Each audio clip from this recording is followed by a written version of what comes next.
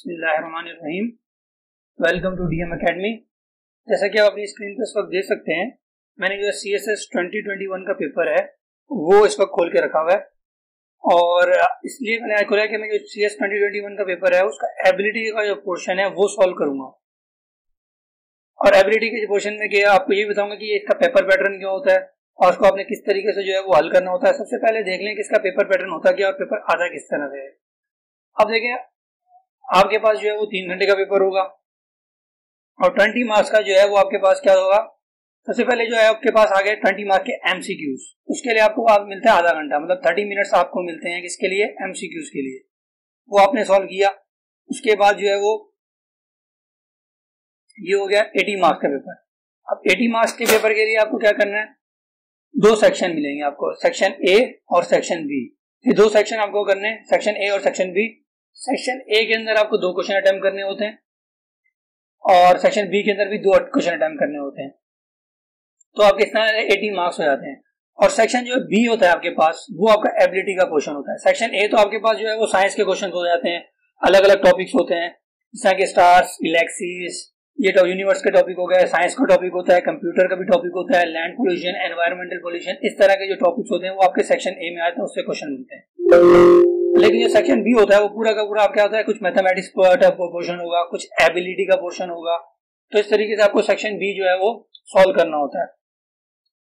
अगर आप section B को अच्छे से सॉल्व कर लेते हैं तो उसके लिए क्या होगा, आपके 40 मार्क्स जो है वो कंफर्म हो जाएंगे। अब सेक्शन B में होता है क्या, आपके पास 3 क्वेश्चन होते हैं, आपको कोई से भी 2 क्वेश्चन करने होते हैं। देखिए 6, 7 और 8, ये आपके पास 3 क्वेश्चन है, इसमें से आपको कोई से भी 2 सॉल्व करने होते हैं और आपको 40 मार्क्स इसमें से आप गेन कर सकते हैं। मैं जो हूँ वो आपको तीनों क्वेश्चन सॉल्व करके दिखाऊंगा 2021 के पेपर के, कि किस तरीके से इनको सॉल्व करना था, ताकि आपकी जो है पास पेपर्स की प्रैक्टिस हो सके, जो आगे क्लियर होना चाहते हैं उनके लिए क्या आसानी हो जाएगी। चलिए देखिए, सबसे पहला क्वेश्चन जो आया था एबिलिटी का, क्वेश्चन नंबर जो है 6 था A। उसमें आपसे क्या कह रहे हैं, A man is now 3 times as old as his son. In 10 years time the sum of their ages will be 76. How old was the man when his son was born? अब आपको ये पता लगाना है कि जो ओल्ड मैन है उसकी उम्र, ओल्ड मतलब कि जो उसका है कितना उम्र था उसके वालिद की जब उसका बेटा पैदा हुआ था। सबसे पहले देखिए आपके पास इंफॉर्मेशन, इसको डेटा कैसे बनाएंगे। सबसे पहले इस तरह के क्वेश्चन को सॉल्व करने के लिए जरूरी है कि जिस चीज का आपको पता नहीं है उसको आप लेट कर लें। लेट कर सकते हैं, कुछ भी ले सकते हैं आप। मैं इस क्वेश्चन में जैसे आप होता है, A man is 3 times old as his son। अब ना मुझे उसके वालिद की एज पता है, ना मैन की एज पता है, ना ही सन की एज पता है। इन दोनों चीजों में से हमें कुछ भी नहीं मालूम। अलबत्ता एक चीज पता है हमें, क्या, कि वो जो सन की एज के बराबर है वो 3 टाइम्स है। अब लेट कर लेते हैं, हमें पता नहीं है तो हम लेट करेंगे। तो लेट क्या कर ले, आप एक्स को ले लेंगे, सन की एज है तो पता नहीं है, समझ ले एक्स 10 10 साल हो सकती है, 20 साल, इस तरीके से आप क्या करें, एक्स लेट कर लें, let x be the age of the sun.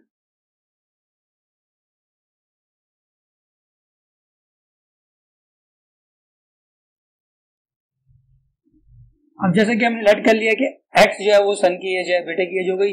अब उन्होंने क्या किया, डेटा में बोला कि सन की जो वालिद की एज है वो 3 टाइम्स है इस वक्त, तो हम क्या कर देंगे 3 टाइम्स ऑफ दिस एज। तो बेटे की एज कितनी है, एक्स, और वालिद की कितनी है, 3 टाइम्स, मतलब 3 मल्टीप्लाई बाय एक्स। तो ये किसकी एज हो गई, फादर की एज हो गई। तो ये फादर की एज होगी, फादर को मैं एफ लिख देता हूं और सन की जो एज वो लिख देता हूं मैं एक्स। इस तरीके से हमने सन की एज भी लिख ली और फादर की भी लिख ली। अब देखिए अगले 10 इयर्स में वो क्या कह रहा है कि जब इन दोनों सन को एजेस को ऐड किया जाएगा तो वो कितनी हो जाएगी, 76। मतलब अगले 10 साल में जब ऐड करेंगे हम इन दोनों एजेस को तो कितना होगा, 76। अभी अगर देखें कि सन की एज है एक्स, तो अगले 10 साल में कितनी हो जाएगी, कॉमन सेंस की बात है कि x प्लस 10 हो जाएगी, जाहिर सी बात है। तो सन की एज में हम लग देंगे नेक्स्ट 10 इयर्स में कितनी हो जाएगी, x प्लस 10 इन 10 इयर्स। ये तो पहली बात हो गई।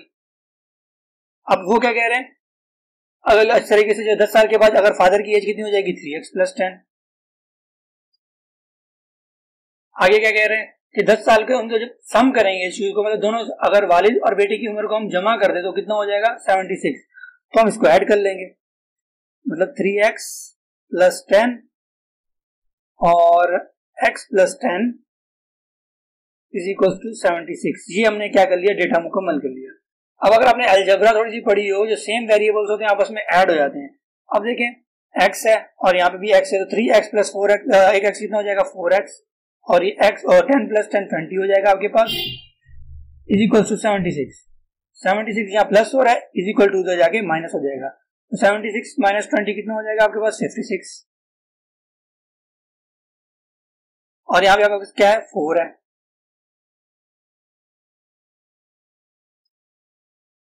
अब यहाँ 4 इसके साथ क्या हो रहा है, मल्टीप्लाई, वहां जाके आपके पास डिवाइड हो जाएगा।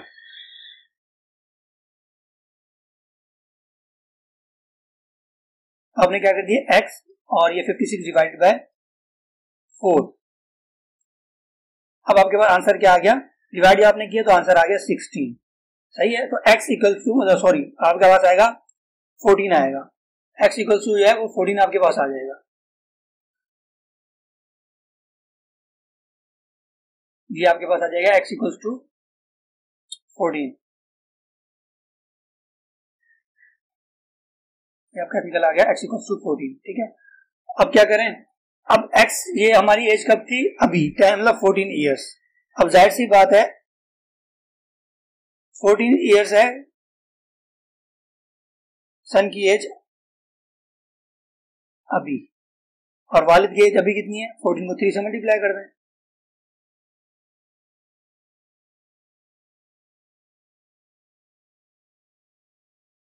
आपके पास होगी 42। इसका मतलब है जब बेटे की उम्र 42 को 14 है तो वालिद की उम्र कितनी है 42 है। अब 14 को, अब जाहिर सी बात जब पैदा होगा तो बेटे की उम्र कितनी होगी 0। अब 14 यहां से हो जाएगी 0, और अब वालिद की उम्र में से 14 में से आप 14 माइनस कर दें, ये आपके पास आ जाएगी 28 ईयर्स। तो इसका मतलब ये है कि आपने इस तरह से आप सॉल्व कर लिया कि जब जो है वो बेटा पैदा हुआ तो वालिद की उम्र कितनी थी आपके पास 28 साल, तो 28 ईयर्स। इस क्वेश्चन को देख लेते हैं। क्वेश्चन नंबर 6 का जो है बी पार्ट है। इसमें देखें आपको उनसे कहा कि आपको 20 सेंटीमीटर स्क्वायर की कितनी टाइल्स रिक्वायर्ड हैं एक जो है ग्रासी प्लॉट के आउटसाइड को फिल करने के लिए। अब ग्रासी प्लॉट था, उसकी इन्होंने विड्थ दी हुई थी, आपके पास लेंथ था 24 और आपके पास 40 मीटर लॉन्ग था। अब मैंने क्या किया, 24 मीटर इसको लॉन्ग है, इसको मैंने इस तरीके से लेंथ में ले लिया, और 14 को ये है वो हमने वाइड ले लिया, कितने मीटर वाइड है। अब चारों तरफ हमने इसकी जो है वो क्या लगानी थी, टाइल्स लगानी थी 20 मीटर सेकेंड स्क्वायर की, और उन सब की विड्थ कितनी होनी चाहिए 1 मीटर। अब देखें हमने चारों तरफ से 1 मीटर की एक एक्स्ट्रा लाइन ड्रॉ कर ली। अब देखते हैं इसकी जो है वो टोटल लेंथ कितनी होगी। अब अगर यहाँ से लेकर इसकी यहाँ तक लेंथ देखें, टोटल 1 सेंटीमीटर ऊपर से और 1 सेंटीमीटर नीचे से, और यहाँ तक टोटल पहले से 14 थी, तो ये टोटल कितनी हो जाएगी 26 हो जाएगी। इसी तरीके से जो है वो ये यहाँ से 1 सेंटीमीटर आ जाएगी, और यहाँ से भी 1 मीटर हो जाएगी, तो टोटल 16 हो जाएगी। अब हमने करना क्या है, अब हमने असल में जब फाइंड करने लगेंगे ये वाला एरिया फाइंड करना है। जब हमें ये वाला एरिया पता लग गया तो हम फाइंड कर लेंगे कि मैं इसमें कितनी टाइल्स रिक्वायर्ड है। तो ये वाला एरिया कैसे फाइंड करेंगे, जो ये वाला टोटल एरिया है, मतलब ये यहाँ से लेकर जो पूरा हमने बड़ी वाली रेक्टेंगल बनाई है, इस एरिया को इनसाइड वाले रेक्टेंगल में सब्ट्रैक्ट कर देंगे तो बाहर वाले जो है रेक्टेंगल का एरिया बन जाएगा। छोटी सी शेप बन रही है ब्लू फिगर वाली। तो हम क्या करेंगे, सबसे पहले एरिया निकाले थे इनसाइड रेक्टेंगल का। तो इनसाइड रेक्टेंगल वाला कैसे एरिया निकालेंगे, 14 को हम 26 से मल्टीप्लाई कर देते हैं तो एरिया निकल आएगा। 14 को 24 से मल्टीप्लाई कर देंगे क्योंकि इनसाइड का 24 है। और आउटसाइड वाला एरिया कैसे निकालेंगे, 16 को हम जो है वो 26 से मल्टीप्लाई कर देंगे, तो मल्टीप्लाई करेंगे तो आपके पास आ जाएगा 336 मीटर स्क्वायर। ये हमने एरिया का फार्मूला लगाया है। अब देखें जरा, 16 को जब 2 to 6 से मल्टीप्लाई करेंगे तो आपके पास कितना आ जाएगा 416। अब हमने क्या करना था, इस बड़े वाले एरिया को सब्ट्रैक्ट कर दें छोटे वाले एरिया से। जब 416 को आप सब्ट्रैक्ट कर दें 2336 से, तो आपके पास आउटसाइड जो शेप बनी ब्लू वाला उसका एरिया आ जाएगा। तो आपके पास कितना आ गया 80 मीटर स्क्वायर। आपके पास आ गया 80 मीटर स्क्वायर। अब आपके पास आउटसाइड एरिया भी है। अब आप कितनी टाइल्स इसको आपको रिक्वायर्ड है, लेकिन एक चीज गौर करें, उन्होंने हमसे क्या कहा सेंटीमीटर स्क्वायर के अंदर जो है कितनी टाइल्स रिक्वायर्ड है, जबकि आपके पास ये है किसमें मीटर स्क्वायर में। तो क्या आपने क्या करना है, इसको सेंटीमीटर स्क्वायर में लेके जाना है। सबसे पहले मीटर से सेंटीमीटर में देखें तो 100 का डिफरेंस होता है, और अब जब मीटर स्क्वायर करेंगे तो 100 का स्क्वायर कर लेंगे।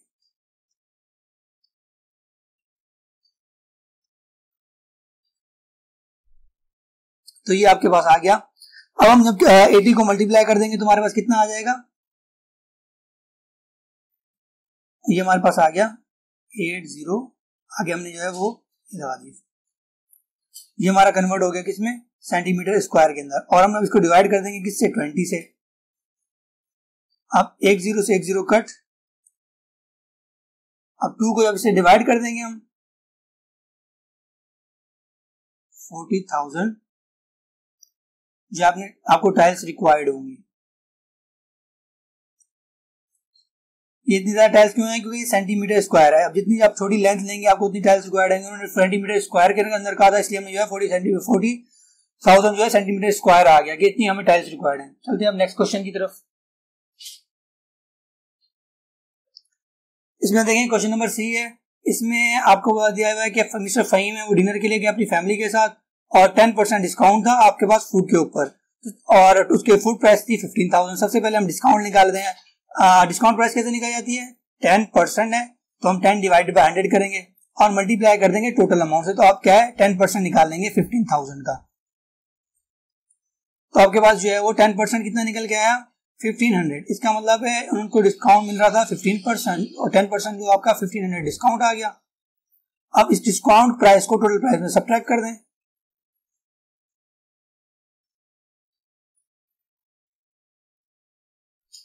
और ये आपके पास आ गया 13,500।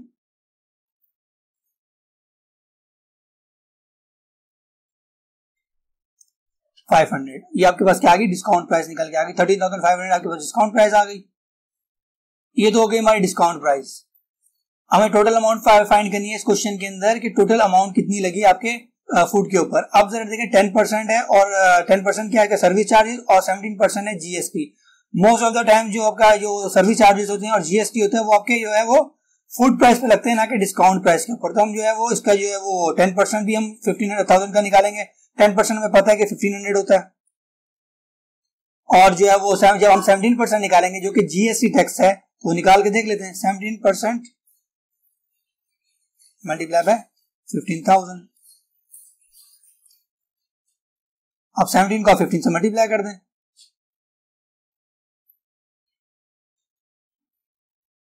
ये आपके पास आ गया 2550। तो ये आपके पास क्या आ गया, ये आपके पास निकल के आ गया आपके पास जीएसटी।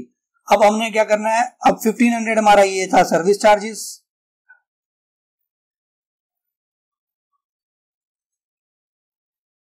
और ये 2500 हमारा निकल के आया जीएसटी, और ये 13,500 डिस्काउंट प्राइस के साथ हो जाता है। अब टोटल अमाउंट को हम ऐड कर लेंगे तो हमारे पास टोटल अमाउंट आ जाएगी कि टोटल अमाउंट हमने कितना पे किया मिस्टर फहीम ने।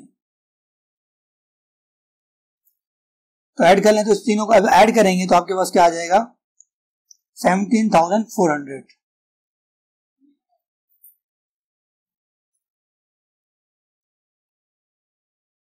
ये आपके पास टोटल प्राइस आ गई। क्वेश्चन नंबर 6 का डी पार्ट है वो सॉल्व कर लेते हैं। सबसे पहले मैं आपके सामने इसका फार्मूला लिख देता हूँ ताकि आपको जो है वो समझने में आसानी हो। सबसे पहले इसका फार्मूला देख लें कि डिस्टेंस जो है हम निकालते हैं हम लोग इसके बराबर होता है। आपको डिस्टेंस फाइंड करना हो तो डिस्टेंस का फार्मूला क्या होता है, डिस्टेंस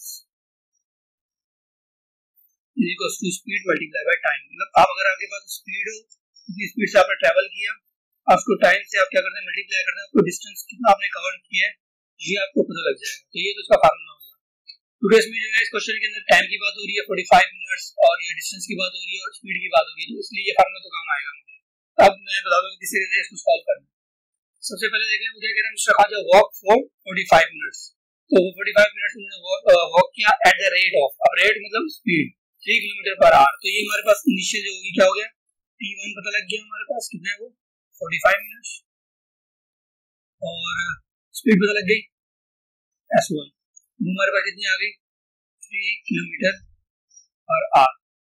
अब आगे क्या करें, and then run for half an hour. उसके बाद दोबारा वो क्या गया, पहले चल रहे थे अब उन्होंने रनिंग की, अब ये अलग अलग टाइम है, ये इसको हम T2 ले लेते हैं, तो कितना है हाफ एन आवर। आगे देखिए जरा, at the end of the time he was away 6 kilometre from the starting point. अब जरा देखिए इसमें ये गलती मत कीजिएगा कि ये आपके पास डिस्टेंस D2 नहीं है, क्योंकि D2 इसलिए नहीं है कि ये टोटल डिस्टेंस है, जबकि D2 क्या था कि आपने इस टाइम में कितना डिस्टेंस कवर किया वो होता, तो D2 नहीं है, ये टोटल डिस्टेंस किलोमीटर। तो अब तीसरी चीज हमें पता लगी, वो क्या पता लगी, टोटल डिस्टेंस जो है वो हमारे पास कितना है, टोटल डिस्टेंस आ गया हमारे पास 6 किलोमीटर। तो यहाँ पे मैं लिख दूंगा टोटल डिस्टेंस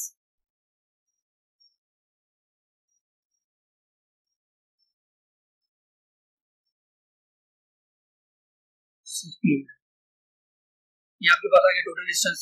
अब हमें फाइंड क्या करना है, how fast did he run. How fast did he run मतलब ये वाला टाइम जब वो रनिंग की थी, रनिंग किसने कब की थी, सेकंड वाले हाफ में ना, तो हमारे पास इसका मतलब D2 फाइंड करना है। और अगर हम फार्मूले में देखें, अगर हमारा फार्मूला क्या होता है, distance speed multiply by time, तो अब हमें फाइंड करना है डिस्टेंस, और उसके लिए हमें चाहिए होगा S2 और चाहिए होगा T2। और देखिएगा T2 तो ये रहा हमारे पास, लेकिन हमारे पास क्या नहीं है, S2 नहीं है, तब इसलिए S2 फाइंड करेंगे तभी हमें D2 फाइंड पता लगेगा। उसके लिए सबसे ज्यादा जरूरी क्या है, हम स्पीड फाइंड कर, अगर हमें डिस्टेंस फाइंड कर ले, असल में S2 फाइंड करना है ना, तब हमें क्या होगा, D2 पता होगा तभी तो S2 फाइंड कर पाएंगे, क्योंकि उन्होंने क्या है स्पीड पूछी है। D2 पहले फाइंड कर लेंगे तो उसकी वजह से हम लोग S2 भी फाइंड कर लेंगे। D2 कैसे फाइंड करेंगे, टोटल डिस्टेंस के फार्मूले से। टोटल डिस्टेंस के फार्मूले से कैसे, अब देखिए टोटल डिस्टेंस कवर किया होगा, इनिशियल डिस्टेंस को अगर हम टोटल सेकंड डिस्टेंस में ऐड कर लें तो हमारे पास टोटल डिस्टेंस आ जाएगा। अब D1 हमारे पास कितना है, ये भी हमें पता नहीं है, क्योंकि टाइम पता है, स्पीड पता है, D1 नहीं पता। D2 पता है,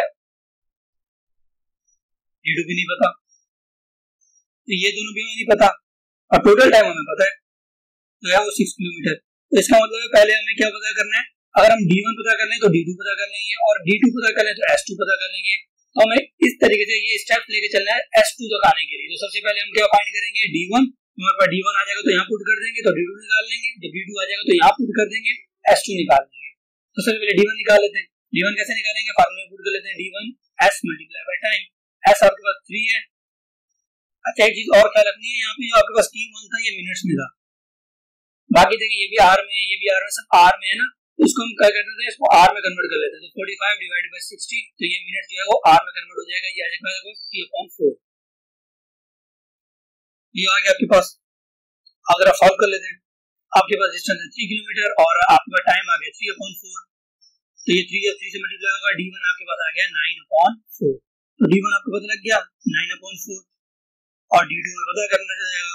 और ये देखें ये टाइम जो वाला है 9/4 D2 से प्लस हो रहा है, तो इक्वल टू उस तरफ जाके सब्ट्रैक्ट हो जाएगा।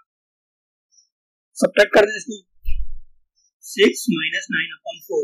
तो जब भी इस तरह से फ्रैक्शन आती है तो इसके नीचे 1 होता है, तो हम क्रॉस मल्टीप्लाई कर देते हैं, तो ये 4 6 24 हो जाएगा, यहाँ पे 9 आ जाएगा, और नीचे क्या आ जाएगा 4, तो आपके पास क्या आ जाएगा 15/4। तो ये आपके पास क्या आ गया, D2 आ गया। अब जब हम आ जाते हैं ओरिजिनल क्वेश्चन के ऊपर, कि हमें D2 पता लग गया तो तभी तो हमें S2 निकालना था। अब इस इक्वेशन में पुट कर देते हैं, D2 की जगह हमने पुट कर दिया, ये फार्मूला लिख दूं पहले मैं आपको, D2 ने पुट कर दिया 15/4, और S2 पता करना है, और टाइम 2 हमारे पास कितना था, हाफ एन आवर। अब ये हाफ ये हो रहा है, यहाँ पे क्या हो रहा है, मल्टीप्लाई, तो इक्वल टू के उस तरफ जाके क्या हो जाएगा, डिवाइडेड बाय 1/2। जब भी डिवीजन और फ्रैक्शन होता है उसको क्रॉस मल्टीप्लाई कर सकते हैं, तो ये 15 to 32 आ जाएगा, और नीचे क्या आ जाएगा 14 आ जाएगा, 2 4 दा मतलब 1 4 दा 4 आ जाएगा। 13 को जब 4 से डिवाइड करेंगे 7.5, तो 7.5 किलोमीटर पर आवर की स्पीड से जो है वो रनिंग की। तो ये तो हो गया हमारे पास क्वेश्चन नंबर 6 का डी पार्ट। अब आगे क्वेश्चन नंबर 7 का ई पार्ट सॉल्व कर लेते हैं। इसको जरा देखिएगा। सबसे पहले इसके लिए आपको जरूरी है, आपको डायरेक्शंस होनी चाहिए। आप इस तरह से पहले पेपर में ड्रॉ कर लें।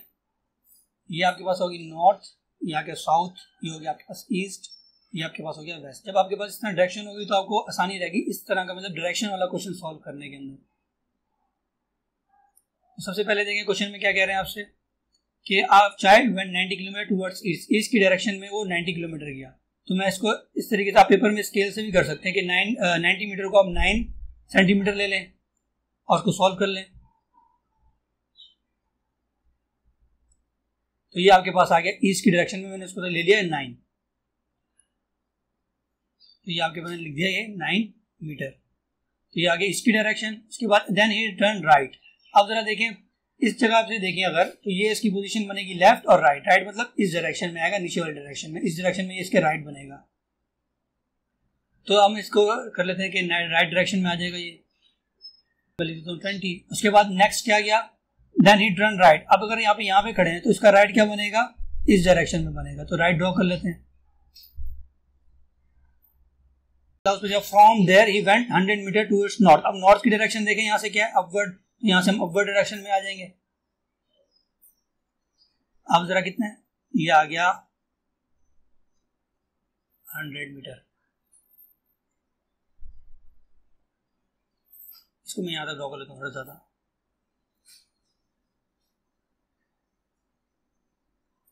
ये आ गया फॉर एग्जाम्पल 100 मीटर। स्केल से आप करेंगे तो बराबर बनेगी, तो आपके पास आसानी रहेगी। अब जरा ये तो हो गया कंप्लीट। अब हमें फाइंड क्या करना है, determine how far is from starting point. तो स्टार्टिंग पॉइंट हमारा क्या है, स्टार्टिंग पॉइंट से वो कितना दूर था हमें ये पता करना है। तो ये फॉर एग्जाम्पल आपके पास ये वाला हमारा स्टार्टिंग पॉइंट है, ये ए है, तो मतलब ये हमारा स्टार्टिंग पॉइंट है। इस पॉइंट से लेकर फाइनल पॉइंट तक हमें क्या करना है, डिस्टेंस फाइंड करना है। तो हमें क्या फाइंड करना है, ये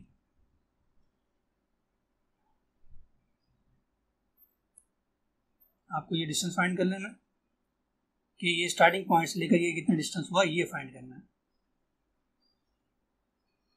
अब ये डिस्टेंस फाइंड करना है। अब जरा देखिएगा किस तरीके से उसको हम सॉल्व करते हैं, बाकी सब लिख लेते हैं। अब हमारे पास ये वाला जो डिस्टेंस है, ये हमारे पास कितना था, 20 मीटर, और ये वाला जो है हमारे पास 30 मीटर था। अब ये वाला जो टोटल था हमारे पास 100 था। अब जरा देखें, ये एक स्क्वायर बन रहा है, और यहाँ से यहाँ तक क्या है, ये भी 20 होगा। ये इसके अपोजिट साइड है, तो यहाँ से यहाँ तक ये भी 30 होगा। तो इस तरीके से हमने डिस्टेंस ले लिया, ये आपके पास आ गया 30 मीटर। अब जब ये यहां से लेकर, ये टोटल लाइन हमारी 100 की थी, ये टोटल लाइन हमारे पास 100 है, और यहाँ से यहाँ तक 20 है। तो 100 में 20 किया तो 80 आ गया। तो ये मतलब कि इस पॉइंट से लेकर ये वाला जो पॉइंट है यहाँ तक आपके पास आ गया 80। अब हमें फाइंड क्या करना है, ये वाला पॉइंट। अब जरा इसको आप दो तरीके से कर सकते हैं। तो हेड टू टेल रूल से कर सकते हैं कि रिजल्टेंट जो बराबर होता है वो किसके बराबर होता है, स्क्वायर रूट जो एक्स कंपोनेंट का स्क्वायर और वाई कंपोनेंट का स्क्वायर, इसके बराबर होता है। रिजल्टेंट क्या होता है, टेल से टेल मिलती है, हेड से हेड मिलता है। तो हम क्या करेंगे, इसको आर फाइंड करेंगे, मतलब ये वाले जो पता लग जाएगा कि स्टार्टिंग पॉइंट से नीचे फाइनल तक कितना पॉइंट है, इसको आर लिख देते हैं। और हमारी एक्स डिस्टेंस है वो यहाँ से लेकर यहाँ तक आएगा, एक्स एक्सिस के ऊपर। अब ये कितना है हमारे पास, ये टोटल हमारे पास अगर 90 है तो 90 माइनस 30 कर दें आप, तो आपके पास 60 निकल के आ जाएगा। ये 90 मीटर है, तो 90 में से 60 आ जाएगा। तो आप इसको क्या करें, 60 का स्क्वायर कर लें, और इसी तरीके से आपके वाई कंपोनेंट 80 है, 80 का स्क्वायर कर लें।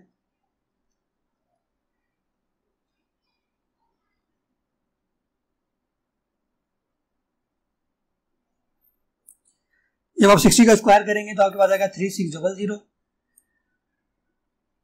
यहाँ के आर स्क्वायर रूट निकाला हमने, और इसके अलावा यहाँ पे आ गया 3600, और आ गया आपके पास 6400। तो आपने 80 का स्क्वायर कर लिया। तो अब इसको ऐड करेंगे तो आपके पास आएगा 10,000, और 10,000 का रूट निकालेंगे तो आपके पास क्या निकल के आ जाएगा, 100 मीटर जो है वो निकल कर आ जाएगा। तो आपके पास रिजल्टेंट क्या आ गया, 100 मीटर। इसका मतलब जो आपने स्टार्टिंग पॉइंट से डिस्टेंस कवर किया था फाइनल पॉइंट तक, ये वाला जो डिस्टेंस है यहाँ से लेकर यहाँ तक अपने पास आ गया 100 मीटर।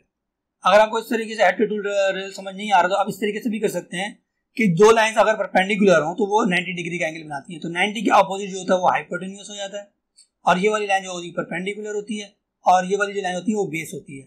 तो आप पाइथागोरस थ्योरम से भी सॉल्व कर सकते हैं कि हाइपोटेन्यूज का स्क्वायर बराबर होता है परपेंडिकुलर का स्क्वायर प्लस बेस का स्क्वायर। बाकी कैलकुलेशन वैसी की वैसी होगी और आपका आंसर आ जाएगा। ये तो हो गया 7 का ए पार्ट। चलते हैं 7 ये बी पार्ट के ऊपर। 7 के बी पार्ट के ऊपर आपको क्या कह रहे हैं कि एवरेज निकालें। अगर 11 नंबर्स की तो आती है 63, और that of the first 6 number are 60। और किसकी निकालें, एवरेज निकाली 11 नंबर की 63 है, और फर्स्ट 6 नंबर की अगर एवरेज निकाले तो वो 60 आ रही है, और लास्ट 6 नंबर की निकालें तो वो क्या आ रही है 65। अब हम बोलें कि वो 6 जो नंबर था, टोटल नंबर तो आपको पता लग गया ना कि उन्होंने बोला कि एवरेज नंबर कितने, टोटल एवरेज ऑफ 11 नंबर। तो टोटल नंबर आपके पास क्या आ गए 11 नंबर आपके पास टोटल है और उनकी एवरेज आई है 63। तो ये इस तरह क्वेश्चन सॉल्व करने के लिए पहले आपके पास फार्मूला होना चाहिए। तो फार्मूला कैसे निकालते हैं, एवरेज जो वो निकलती है तो एवरेज का फार्मूला क्या होता है, सम ऑफ नंबर्स, जितने भी नंबर्स हैं आप उनका सम कर लें डिवाइडेड बाय टोटल नंबर्स। अब इस क्वेश्चन में हम करेंगे क्या, सबसे पहले हम निकाल लेंगे जो सम ऑफ नंबर्स हैं, स्टार्टिंग की नंबर की सम निकाल लेंगे, टोटल के सम निकालेंगे, टोटल सम कितना है। उसके बाद हम ये स्टार्टिंग के 6 नंबर है इसका सम निकाल लेंगे। उसके बाद जो हम लास्ट के 6 नंबर का जो सम है वो निकाल लेंगे और फिर उनको ऐड करके सब सब्ट्रैक्ट करेंगे तो हमारे पास आंसर आ जाएगा कि 6 नंबर क्या था हमारे पास। चलिए सॉल्व कर लेते हैं इसको।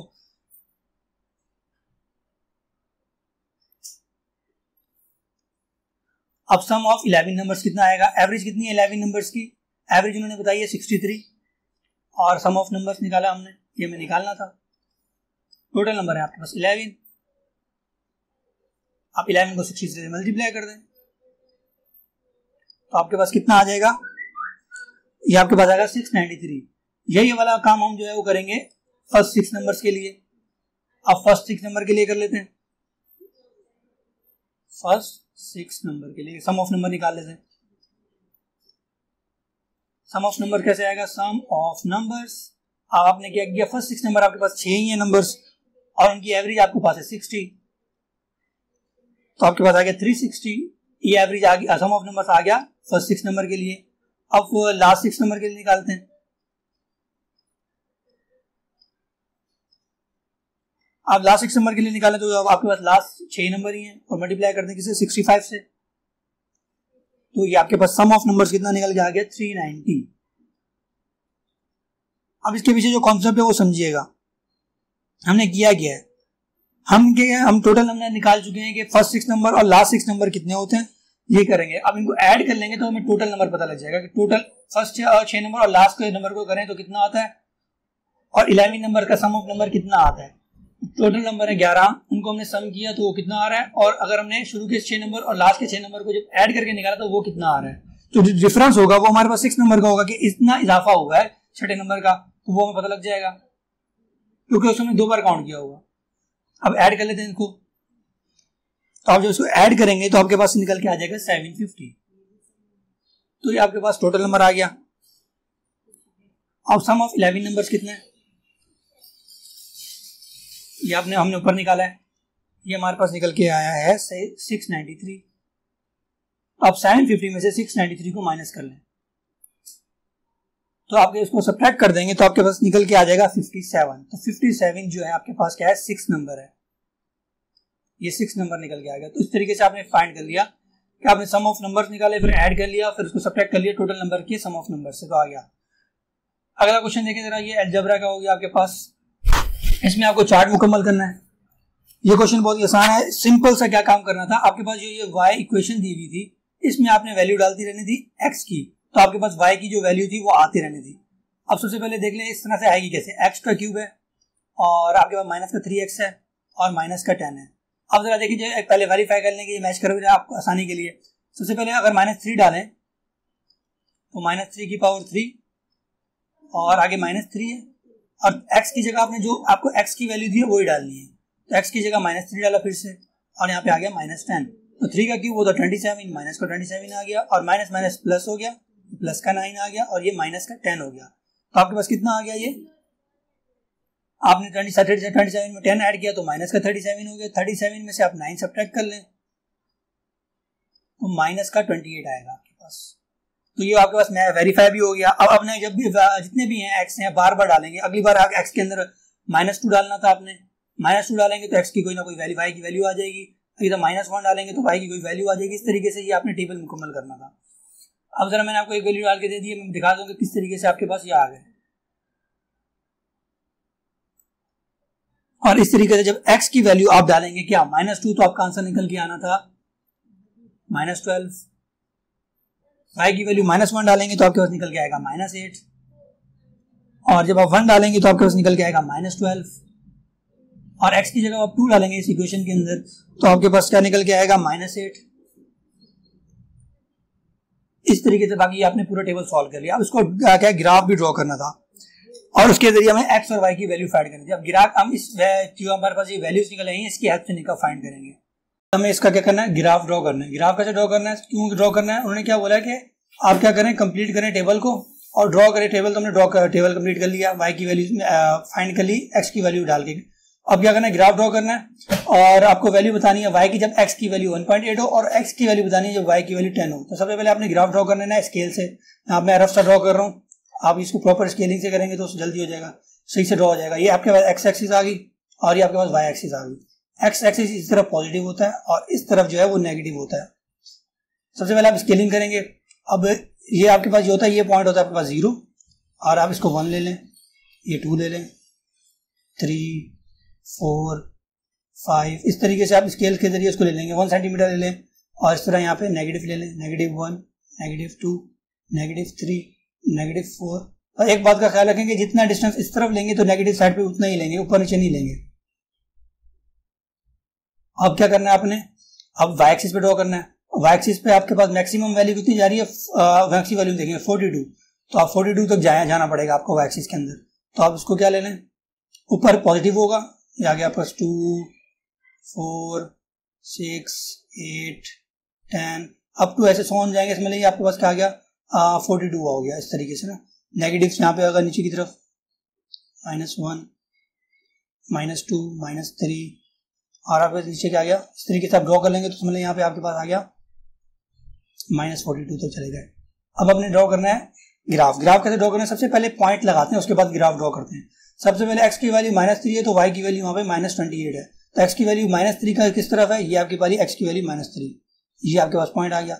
अब क्या करना है, y की वैल्यू -28, y पॉजिटिव होता है ऊपर की तरफ और नेगेटिव होता है डाउनवर्ड, तो हमने नीचे की तरफ 28 पे आना है। अगर आपने स्केलिंग की होगी, फॉर एग्जांपल आपका 28 ये है, इस जगह के ऊपर आ रहा है -28 ना, तो ये आपका -28 पॉइंट है। तो उसी डायरेक्शन में यहाँ नीचे तक आएंगे और -28 के पास एक पॉइंट ड्रॉ कर लेंगे। तो ये पहला पॉइंट आ गया और सेकंड पॉइंट आपके पास क्या आ गया, अब आपने ड्रॉ किया, x की वैल्यू आ गई -2 और y की वैल्यू कितनी होगी -12। तो x आपके पास ये रहा -2 और y के पास 12 समझ लें यहाँ पे आ रहा है आपके पास। तो इस तरीके से ये मैंने आपको रफली बना दिखाया ताकि समझ में आ जाए। अगला आपने ड्रॉ करना है x की वैल्यू -1 ये रहा, -8 आ जाए आपके पास यहाँ तक। तो अगला पॉइंट आ गया और अगला पॉइंट आपके पास x की वैल्यू जब 0 है तो y की वैल्यू -10 है। तो आपके पास पॉइंट क्या आ गया,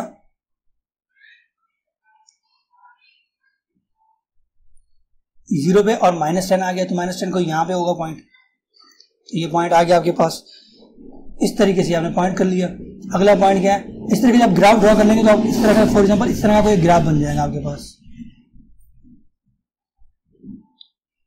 इस तरह का कुछ ग्राफ बनेगा और उसकी हेल्प से आपके पास x की वैल्यू देखिएगा 1.8 का है, तो x की वैल्यू 1.8 समझ लें यहाँ पे आ रही होगी आपके पास और y की वैल्यू कितनी होगी 10। तो x की वैल्यू 1.8 पे देखिएगा, y की वैल्यू क्या है, ये आपके पास x की वैल्यू -1.2 और आप आएंगे y की वैल्यू के ऊपर, तो ये वाला जो पॉइंट होगा आपके पास y की वैल्यू होगी। इस तरीके से आप y की वैल्यू फाइंड कर लेंगे। अब जरा देखिए y की वैल्यू 10, y की वैल्यू 10 फॉर एग्जांपल ये देखेंगे y की वैल्यू 10 है, इस तरीके से ये y की वैल्यू 10 है। तो उस तरह डाउनवर्ड आएंगे तो x की वैल्यू क्या है, तो इस तरीके से आप x की वैल्यू फाइंड करेंगे। या प्रॉपर स्केलिंग से आप करेंगे आपका आंसर निकल के आता है x का और y का ग्राफ के हेल्प से। उस पॉइंट आपको इस ग्राफ को इक्वेशन में पुट करके देख लीजिएगा। जब आप इस इक्वेशन में पुट करेंगे, अगर दोनों आंसर मैच कर रहे होंगे तो समझ लीजिए आपने आंसर सही निकाला, अदरवाइज रॉन्ग होगा।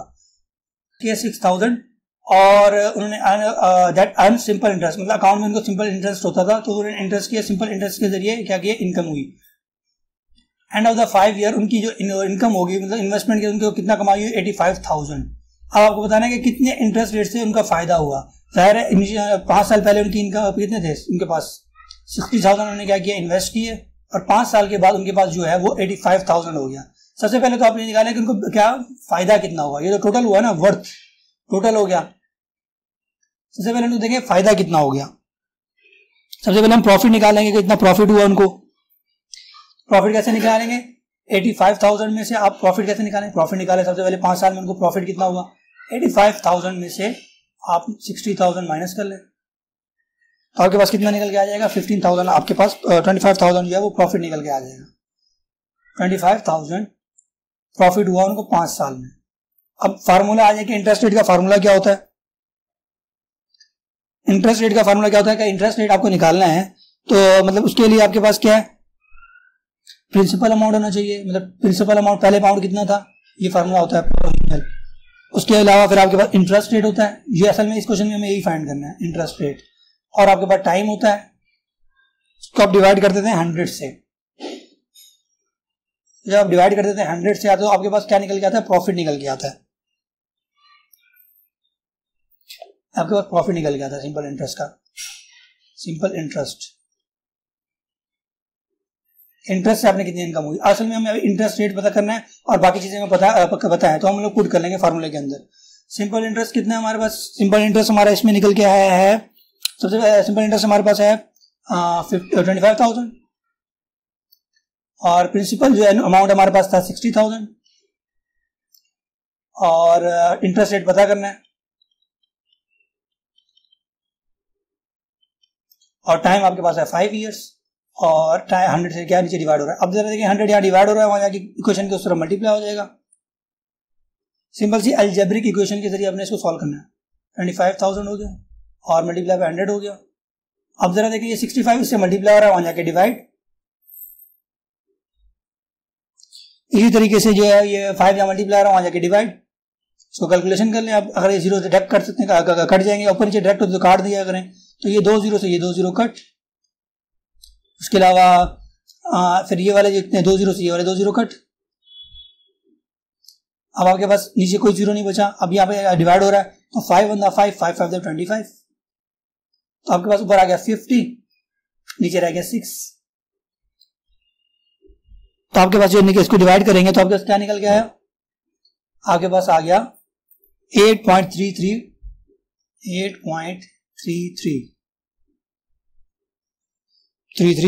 Interest rate per year. ये आपके पास पर ईयर का इंटरेस्ट रेट निकल के आ गया।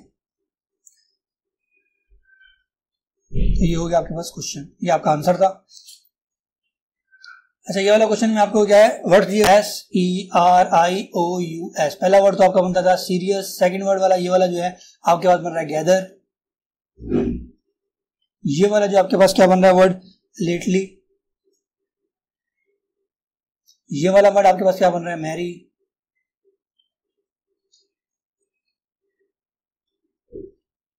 ये वाला वर्ड जो आपके पास बन रहा है हरी।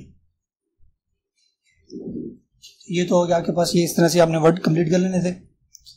इसमें आपको क्या कैलकुलेट करना है कि नंबर ऑफ ट्रायंगल्स कितनी है वो आपको पता करना था। तो उसके लिए आपको बता दूं कि इसकी ट्रिक क्या थी। सबसे पहले ट्रायंगल की ट्रिक थी कि जैसे मैं यहाँ पे एक ट्रायंगल ड्रॉ कर रहा हूँ, जब भी एक ट्रायंगल होगी तो आप उसकी एक पहली वाली वर्टिस से बेस के ऊपर एक नया लाइन अगर गिर रही है तो जो उसकी बेसिस है तो उसको आप डिवाइड कर लें 1 और 2, तो 1 + 2 कितनी हो जाएंगी 3, तो 3 ट्रायंगल्स हो जाएंगी। तो इस तरीके से आप कैलकुलेट कर सकते हैं। मैं दिखा दूं कैसे 3। अब देखिए जरा ये एक ट्रायंगल बन गई 1 और दूसरी बन गई 2 और ये पूरी वाली जो ट्रायंगल है ये वाली, ये 3 ट्रायंगल इस वाले के अंदर बन रही थी। तो इसी कॉन्सेप्ट के तहत हम जो है वो इस वाले ट्रायंगल को अंदर जो फाइंड करेंगे कि कितनी ट्रायंगल्स थी। सबसे पहले हम जो है वो अंदर वाली ट्रायंगल को देखेंगे कि अंदर कितनी ट्रायंगल है। फॉर एग्जांपल ये देखें जरा, ये आपके पास ये ट्रायंगल ये आपके पास है अंदर वाली ये वाली, इसके अंदर जरा देखें आप, इसकी बेस के ऊपर आप गिराएंगे हम लोग, यहाँ से काउंट करें इसको तो ये हो जाएगा 1 और ये हो जाएगा 2। इसी तरीके से छोटी वाली ट्रायंगल है जहाँ पे 2 वर्टिसेस हैं, इस तरीके 1 और 2 हो जाएगा, ये वाली 2 1, इस तरीके से क्या हो जाएगा आप इसको ऐड कर लेंगे, टोटल कितनी हो जाएगी आपके पास, ये आपके पास टोटल हो जाएंगी कितनी 3 + 3 + 3 कितना हो गया 9 आपके पास ट्रायंगल की इनसाइड में जो बन रही है।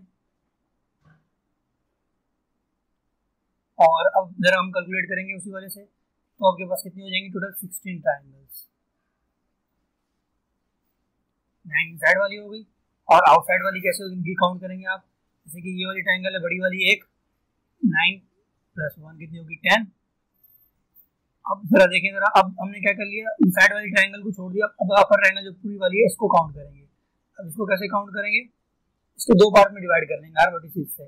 अगर ये वाली लाइन से ड्रॉ करें हम पहली वाली से, इस वाली लाइन के हिसाब से भी देखें जरा हम, तो ये एक 1 हो जाएगी और ये सेकंड वाली ये एक 1 और एक ये 1 2। इसी तरीके से ये वाली और ये वाली हो जाएगी 2। इसी तरीके से अब ये वाली लाइन ले ली हमने और लास्ट वाली ले लेंगे, तो ये वाली और ये वाली ट्रायंगल क्या हो जाएगी, ये वाली ट्रायंगल हो जाएगी 1। तो ये टोटल होगी 6। तो ये आपके पास कितनी ट्राइंगल्स आ गई? 16 ट्राइंगल आ गई। इसमें कितनी थी आपके पास ट्राइंगल? 16 ट्राइंगल। अब स्टार में आ जाए। स्टार के अंदर आपको पहली दो 5 ट्राइंगल सिंपल आपको दिख रही होंगी। एक ये ट्राइंगल है, एक ये वाली ट्राइंगल हो गई, एक ये वाली होगी तीसरी, और फोर्थ वाली ये हो गई, फिफ्थ वाली ये होगी। 5 ट्राइंगल्स हो गया, सामने ही है। अब जरा देखिए आगे किस तरीके से ट्राइंगल जो है वो काउंट करनी थी। अब जरा इस पिक्चर के अंदर देखिएगा, ये वाली ट्राइंगल ये और ये देखिए एक शेप बन रहा है, तो ये एक ट्राइंगल हो गई। अगली ट्राइंगल भी इसी तरीके से बनेगी। एक ट्राइंगल तो ये आपको दिखा दी मैंने। सेकंड ट्राइंगल देखें जरा, ये और ये भी एक शेप बन रहा है, तो सेकंड ट्राइंगल होगी। 2 ये हो गई, 5 + 2 हो गई 7। आप देखिए जरा इसी तरीके से जो है वो आगे भी ट्राइंगल बनेंगी।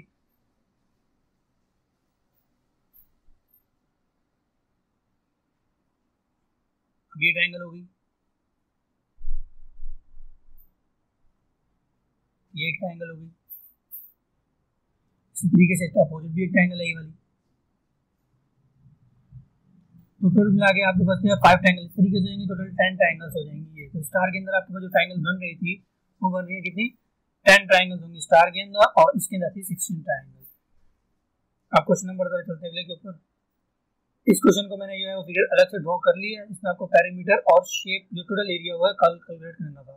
अब पेरीमीटर क्या होता है? जितनी भी आपकी टोटल साइड्स है उसको ऐड कर रहे हैं तो पेरीमीटर आ जाता है। तो पेरीमीटर का कैसे निकालेंगे? आपको गिवन था ये 15 था, और ये वाली साइड जो थी ऊपर वाली वो थी 12।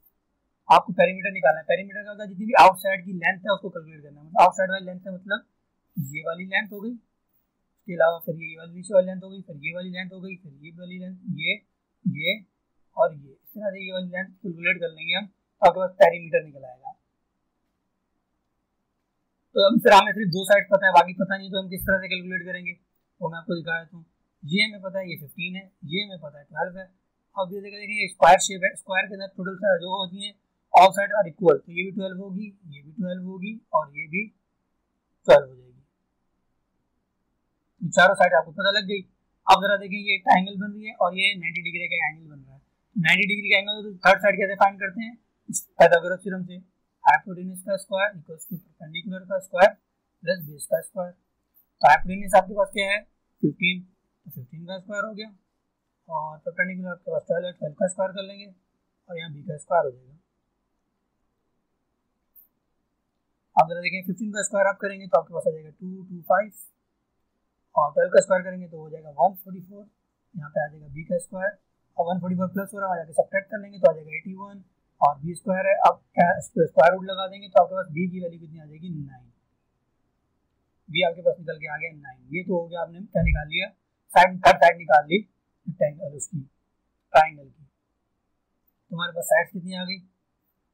अब हमारे पास साइड्स आ गई, ये आ गया 15, 12, 12, 12, ये वाली 12, और ये वाली अभी हमने निकाली 9। ये स्क्वायर है नीचे वाला, ये भी 9 हो जाएगा, ये भी 9 हो जाएगा, और ये भी 9 हो जाएगा। अब हम पेरीमीटर निकाल लेते हैं, तमाम साइड्स को प्लस कर देते हैं। अब देखिए आप जरा इस 12 को और इस 9 को जो है वो ऐड नहीं करेंगे, क्योंकि इनसाइड है, हमें खाली आउटसाइड चाहिए होती है पेरीमीटर निकालने के लिए।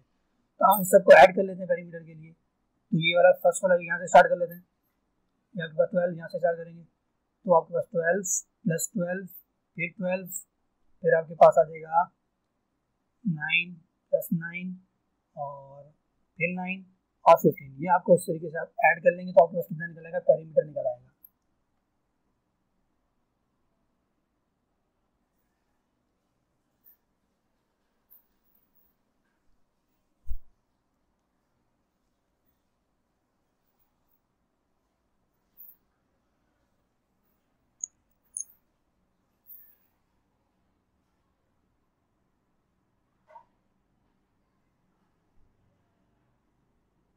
अब इन सबको हमने ऐड करना है। अगर इन सबको ऐड करेंगे तो हमारी वैल्यू कितनी निकल के आएगी?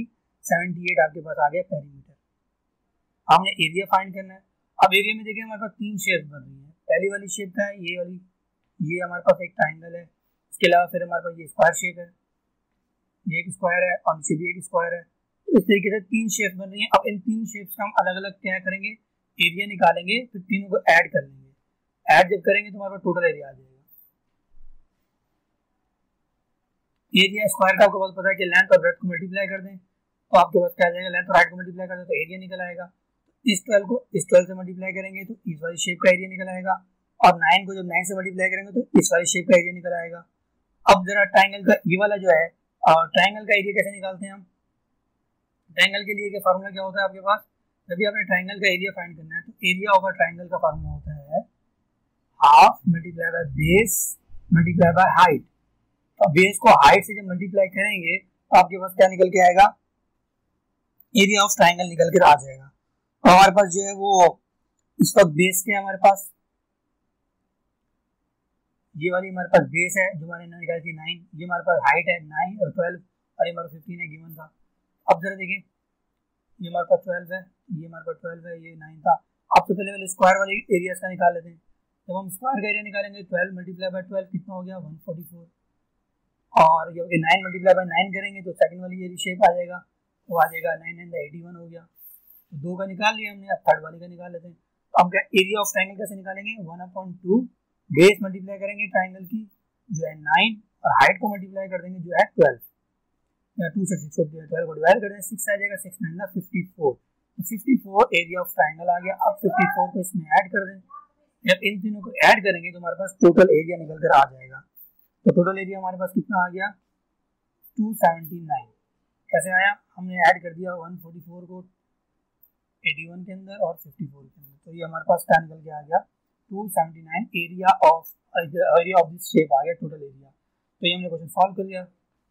चलते हैं अगले क्वेश्चन के ऊपर। अब क्वेश्चन नंबर 8 का जो जी पार्ट है इसमें जो हमने वो सीरीज सॉल्व करनी थी। सीरीज सबसे पहले देख लें, पहली सीरीज का क्या पैटर्न बन रहा था। पहले इसकी देखिए हमारे पास 4 है और 4 को फिर उसके बाद 8 है, उसके बाद मिसिंग एलिमेंट है और उसके बाद 100 है, फिर 180 है, फिर 294 है। इसका पैटर्न देखिएगा कैसे बनेगा। यह था 2 की पावर 2 मल्टीप्लाई 1, 2 की पावर 2 4, 4 मल्टीप्लाई 1 4 ही आएगा। इस तरीके से अब 2 के बाद 3 की पावर 2 18 था, 3 की पावर 2 मल्टीप्लाई बाय 2, 3 का स्क्वायर 9, 9 मल्टीप्लाई 2 18। अब क्या आएगा 4 की पावर 2 और मल्टीप्लाई बाय 3, 4 की पावर 2 मतलब 16, 16 मल्टीप्लाई 3 48। तो ये आपके पास 48 था मिसिंग एलिमेंट। आगे देख लेते हैं कि पैटर्न वही वाला बन रहा है या नहीं बन रहा। 5 का स्क्वायर 25, 25 मल्टीप्लाई बाय 4 100, 6 का स्क्वायर 36, 36 मल्टीप्लाई बाय 5 180, 7 का स्क्वायर 49, 49 मल्टीप्लाई बाय 6 294। तो आप ये वेरीफाई भी हो गया कि ये वाली जो सीरीज थी इसका मिसिंग एलिमेंट जो था वो 48 था। अगली सीरीज देख लेते हैं। इस सीरीज के अंदर देखें ये आपका 15 है, 15 के अंदर नेक्स्ट एलिमेंट ऐड करना था, 15 प्लस 16 हो गया 31। अब हमारे पास 31 निकल गया है, तो 31 में अगला एलिमेंट ऐड कर देंगे 32, तो आपके पास हो जाएगा कितना 63। अब 63 आ गया, 63 में आप नेक्स्ट एलिमेंट ऐड कर दें 64, तो आपके पास कितना हो गया 127। अगर 127 आ गया तो अब इसमें 128 ऐड कर दें, तो आपके पास कितना निकल के आया 255। आगे निकल के आ गया कितना था इसका 255। अगला देख लेते हैं जरा। अगला आपके पास सीरीज बहुत ही आसान थी। अगली सीरीज में ये है, आपके पास क्या करना था आपको। अगली सीरीज में आपके पास क्या है 1 है, 8 है, ये सिंपल जो है क्यूब अप्लाई हो रहा है।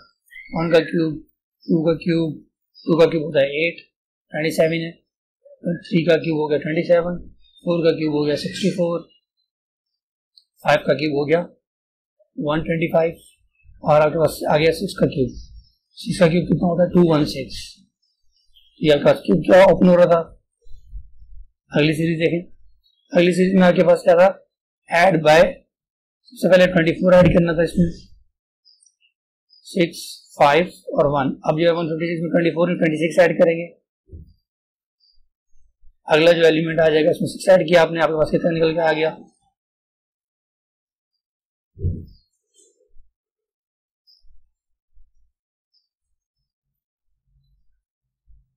निकल गया 182। 182 में आप 28 ऐड करेंगे, देखिए 20 बन रहा है। आगे बात आ गया 210, तो ये वेरीफाई भी हो गया। अगले आप में ऐड करेंगे, तो ये आपके पास क्या बन गया, ये आपके पास सीरीज होगी। आपका मिसिंग एलिमेंट क्या था 182। इस सीरीज में देखें जरा क्या है, इसमें आपका सबसे पहले आपको उसका करना है 3 से मल्टीप्लाई करना है पहले स्टेप में। अगले वाला जो नंबर आ जाए उसको हाफ से डिवाइड करना था। ये आपकी सीरीज का पैटर्न बना था। 8 मल्टीप्लाई बाय 3 24, अब 24 को हाफ से डिवाइड कर दें तो कितना हो जाएगा 12। अब जो आएगा उसको 3 से मल्टीप्लाई करना है। 12 3 36, 36 को 2 से डिवाइड कर दें तो आपके पास है कि 18। अब 18 को फिर 3 से मल्टीप्लाई किया 54, 54 को 2 से डिवाइड कर दें आप, आगे कितने आगे निकल के आ गया 27। तो आपका मिसिंग एलिमेंट जो था वो 27 था। ये इस तरीके से जो है हमने वो सीरीज कर दी। ये वाला जो मैंने CSS 2021 का पेपर आप लोग को सॉल्व किया है। उम्मीद करता हूँ कि आप लोग को ये वीडियो पसंद आएगी। अगर आपको ये वीडियो पसंद आई हो तो ज़्यादा से ज़्यादा लाइक करें और सब्सक्राइब करें और चैनल को प्रमोट करें ताकि मुझे मोटिवेशन मिल सके और मैं मजीद इस तरह की जो है वीडियोस आप लोगों के लिए ला सकूँ। चलिए मिलते हैं अगली वीडियो के अंदर।